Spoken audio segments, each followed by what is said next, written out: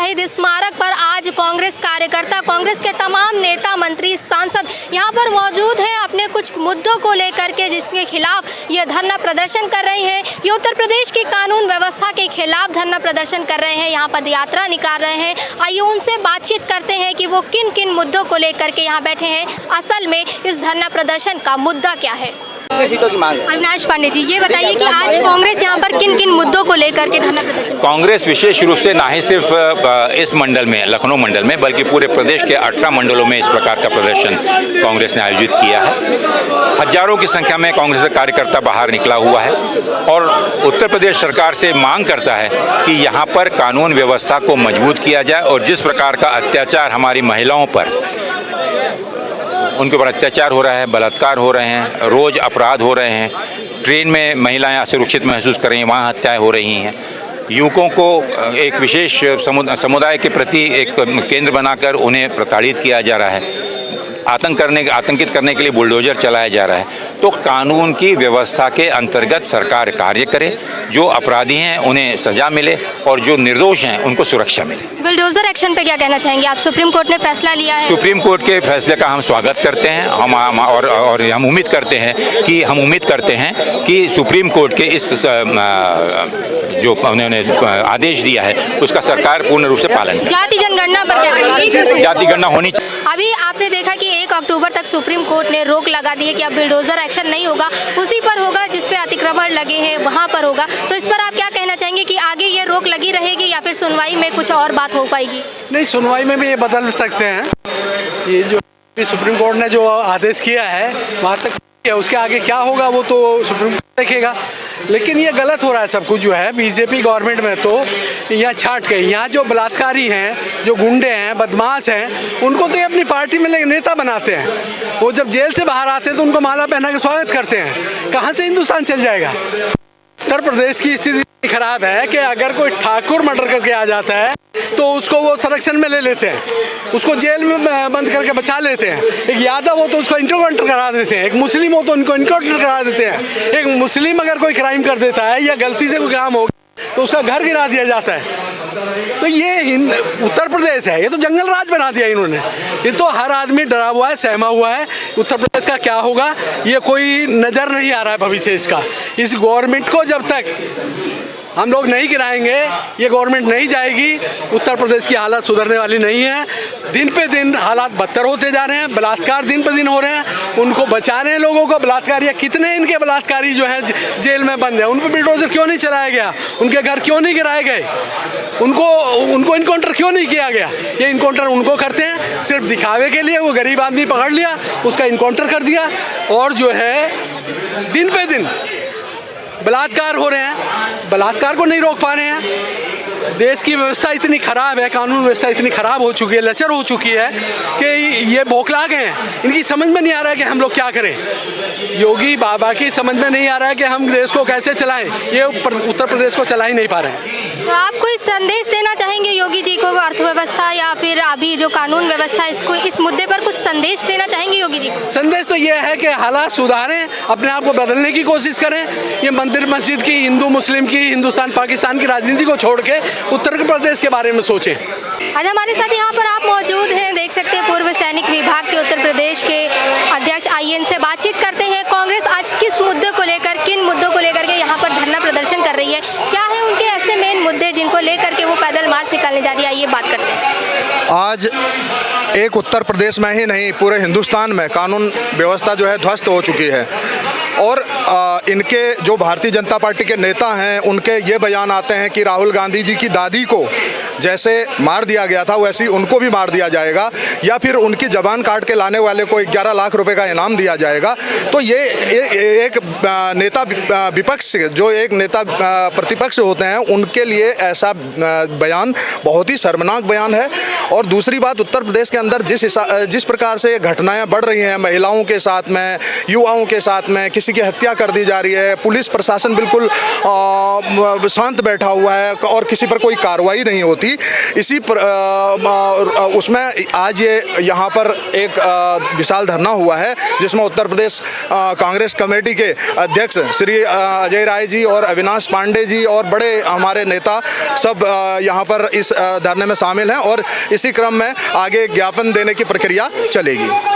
तो और यहाँ पर महिलाओं को लेकर के आप क्या कहेंगे कि महिलाएं यहाँ पर सुरक्षित है? महिलाएं जैसे कि अभी आपने देखा कि लखनऊ में भी केसेस हुए हैं, रेप केस हुआ है, अभी हाल ही में गैंग रेप हुआ है, तो इस पर आप क्या कहना चाहेंगे कि महिलाएं यहाँ पर सुरक्षित हैं? क्या वो रात में निकल सकती हैं? उत्तर प्रदेश में ही नहीं पूरे हिंदुस्तान में महिलाएं सुरक्षित नहीं है। ऐसा माहौल इन लोगों ने बना दिया गया है, ऐसा माहौल बना है कि जहां महिलाएं पहले बोलते थे कि रात को नहीं निकलेंगी, आज ऐसा कुछ नहीं है। उत्तर प्रदेश में इतनी बहुत स्थिति खराब है हर जगह, और ये तो कुछ केस दिखाई दे रहे हैं मीडिया पर। मीडिया अच्छी चीज़ें दिखाती नहीं है, आम आदमी की परेशानियां नहीं दिखाती।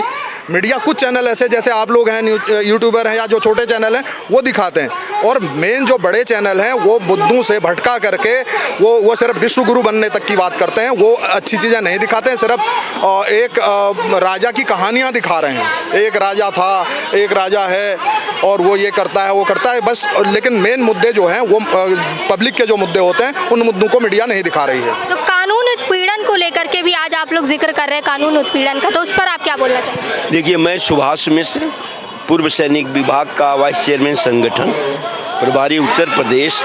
कानून का शासन तो है ही नहीं। इस देश में लोकतंत्र है, लोकतंत्र में कार्यपालिका, विधायिका, न्यायपालिका, ये तीनों के अपने अपने काम है। ये सरकार न्यायपालिका को नहीं मानती है और किसी भी अपराध का किसी के ऊपर कोई आरोप लगा नहीं कि उसके मकान ध्वस्त कर दिए जाते हैं। बुलडोजर बाबा के नाम से भय पैदा किया जाता है। रही बात सबसे बड़ा असुरक्षित महिलाएं हैं जो कार्य करने वाली हैं, उनकी के साथ नाइंसाफ़ी दिन प्रतिदिन बढ़ता जा रहा है। बुलडोजर पे तो अभी उन्होंने रोक लगा दी ना, सुप्रीम कोर्ट का फैसला आया है कि बुलडोजर जो एक्शन हो रहा था वो अब नहीं होगा। बुलडोजर एक्शन पे आप क्या कहना चाहेंगे कि जो रोक दी गई है आने वाले टाइम पे फिर से ये हो सकता है, या फिर 1 अक्टूबर तक ही ये सुनवाई जो हुई है ये टाली गई है? हमारा मानना है कि बुलडोजर उन लोगों पर चलाया जाए जिन लोगों के चलते अतिक्रमण हुआ है, जिन लोगों के चलते कानून व्यवस्था ध्वस्त हुई है, जिन लोगों ने कानून हाथ में लिया है। वो किसी एक वर्ग, एक समाज, एक जात के लिए नहीं होनी चाहिए। आने वाले समय में 1 अक्टूबर को माननीय सुप्रीम कोर्ट जो दिशा निर्देश देगा उस पर बात की जा सकती है। फिलहाल इस पर रोक रहनी चाहिए और बुलडोजर चले। अकबर नगर में चलाई गई बुलडोजर, उन अकबर नगर में बसाने वालों को, बिजली कनेक्शन देने वाले को, रोड बनाने वाले को, सीवर देने वाले को, हाउस टैक्स लेने वाले के ऊपर चलाया जाना चाहिए, या उस सरकार के उस समय मुखिया के हिसाब से चलाई जानी चाहिए। सन 1989 से कांग्रेस की सरकार नहीं है, कभी भी न शहरी क्षेत्र में बंदोबस्त हुआ है न ग्रामीण क्षेत्रों में, और ग्रामीण क्षेत्रों में, शहरी क्षेत्रों में बंदोबस्त नहीं होने से इस 10 साल के अंदर जो इन्होंने कार्रवाई की है, बुलडोजर के नाम से भय फैलाया है, ये बिल्कुल ही स्वीकार नहीं है, अशोभनीय। इमरजेंसी जब लगी थी उस समय भी कहा जाता है कि आपातकाल के टाइम पे 4000 से ज़्यादा घरों पर बुलडोजर चला था, उस पर आप क्या कहेंगे? इमरजेंसी में ये बात कही गई, हम लोग इमरजेंसी के साक्षात गवाह हैं। ऐसा सब झूठ है, किसी भी घरों पर इमरजेंसी नहीं चलाई गई। एक भी इसका नहीं है कि 1975 में जब तत्कालीन माननीय श्रीमती इंदिरा गांधी जी ने इमरजेंसी लगाया था तो वो लगाने का कारण जो गुंडे माफिया की बढ़ती हुई संख्या थी, लोकतंत्र के पीढ़ियों को हिलाने वाली थी, उसके दुरुस्त करने के लिए इमरजेंसी लगाई गई थी। इमरजेंसी उस समय लगाई गई थी, आज की ट्रेन कल पहुंचने लगी थी। जो आंदोलन चला था उस इमरजेंसी में जो ट्रेनें चलाई गई, जो सेना को दी गई, वो हमेशा राइट टाइम चली। आपने एक बुलडोजर की बात कही थी, बुलडोजर की बात में मैं ये कह सकता हूँ कि अगर कोई व्यक्ति अपना घर बना रहा है, उसके बच्चे ने अगर कोई अपराध कर दिया तो उस पिता का घर गिराने की उस पिता का घर गिराने का किसी को कोई हक नहीं है। वो सरकार चाहे कितनी मजबूत सरकार हो, किसी के बनाए हुए आशियाने को कोई नहीं तोड़ सकता। और अगर किसी अपराधी ने, उसके बच्चे ने अपराध किया है तो उस बच्चे को सजा मिलनी चाहिए, ना कि बुलडोजर चलना चाहिए। ये बुलडोजर ये जो महिलाओं पर अत्याचार किया था, बलात्कार किया था, वो बहराइच के सांसद, उन पर क्यों नहीं चला? उन पर चलना, ब्रजभूषण शरण सिंह, उसके घर पर बुलडोजर चलना चाहिए। गरीब आदमी पर बुलडोजर चला करके तुम कोई बहुत महान आदमी नहीं हो जाओगे। आप इतिहास के पन्नों में बुलडोजर बाबा की एक भूमिका जो आपकी बन रही है, आप ये पन्नों में एक अपने कैरेक्टर पर एक काला अध्याय लिख रहे हैं बुलडोजर से। इस योगी जी की सरकार में ही जो उन्नाव के विधायक जो सेंगर साहब हैं, उनके ऊपर बुलडोजर क्यों नहीं चला? स्वामी चिन्मयानंद जो शाहजहांपुर के हैं, उनके ऊपर बुलडोजर क्यों नहीं चला? ब्रिजभूषण शरण सिंह जी ने जो खेल के खिलाड़ियों के साथ अन्याय हुआ, उनके ऊपर बुलडोजर नहीं चला।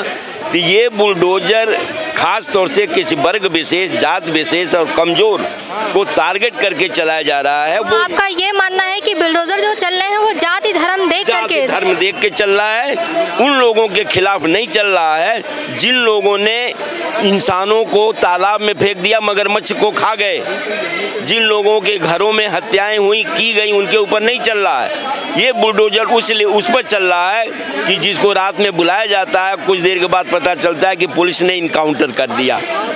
ऐसे लोगों पर चलाया जा रहा है। वो जाति विशेष, धर्म विशेष के लोगों के साथ नहीं होना चाहिए। बुलडोजर चलाना तब चलावें जब वो सिद्ध हो जाए कि वो आदमी दोषी है। यूपी सरकार को अब एनकाउंटर वाली सरकार भी कहा जाता है, इस पर एनकाउंटर वाली सरकार भी आप कह रहे हैं, ठीक कह रही हैं कि जिस विकास दुबे ने अपने आप को सरेंडर कर दिया था और उसको इनकाउंटर कर दिया गया। इनकाउंटर क्यों नहीं किया जा रहा? जो 38 लोग नामजद हैं इस प्रदेश में, किसी भी बिरादरी के हों, किसी धर्म के हों, उनके खिलाफ चलनी चाहिए। जिन लोगों ने कानून व्यवस्था अपने हाथ में ली है और आज भी ये सरकार उनका महिमा मंडन करती है, उसके खिलाफ कोई बुलडोजर नहीं चलेगा। बेटी बचाओ बेटी पढ़ाओ कहा जाता है, बीजेपी का ये सबसे एक अहम नारा है। इस पर क्या कहेंगे कि आज इसकी स्थिति क्या है सरकार की? देखिए, बीजेपी झूठ बोलती है और उसके झूठ के अलावा कुछ भी नहीं है, ठीक है। और जो हमारे प्रियंका गांधी जी ने जो कहा था, वो उस पर हम लोग काम कर रहे हैं और इस सरकार को हर वक्त समय समय पर हम लोग आईना दिखाते रहेंगे, उनको बताते रहेंगे। तो आज हमने कांग्रेस के कई कार्यकर्ताओं से, कई लोगों से बातचीत की, जाना कि वो यहाँ पर किस लिए इकट्ठा हुए हैं। उनका मानना है कि उत्तर प्रदेश में कानून व्यवस्था पूरी तरह से ग्रसित है। इस समय उन्हें ज़रूरत है कानून व्यवस्था पर काम करने की। उन्होंने कई मुद्दों पर बातचीत की। इसलिए इस तरह की तमाम और बड़ी खबरों के लिए जुड़े रहिए यूपी लाइव टीवी के साथ। कैमरामैन रमन के साथ मैं Tanya Kasaudhan, UP live TV.